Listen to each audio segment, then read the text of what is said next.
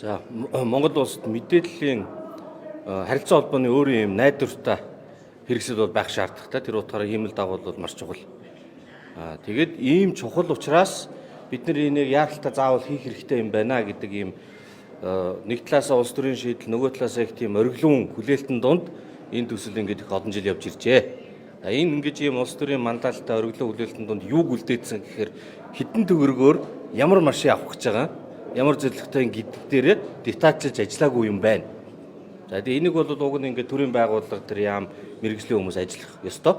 Энэ бол нэлээд ингэж орхигдож ирсэн байл. Ягаад гэвэл энэ ажлын хэсэг одоо ахлагч анар гишүүн бол өөрөө бас мэрэгжлийн хүн дотор нь орж байгаа бидэд бас төсөөлттэй хүмүүс ингээд судлаад харьцуулаад үзэхдээ илүү боломжууд илүү хямд үнэтэй энэ өнгөрсөн жилүүд чинь бий болцсон байна.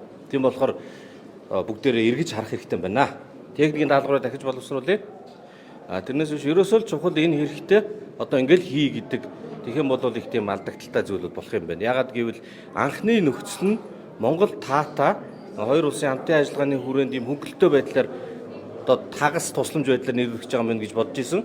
Гэхдээ хилцээр игээд уулзаад үзэхтэр зэрэг арилжааны одоо бизнесийн зарчмаар л өнөртөгтөө.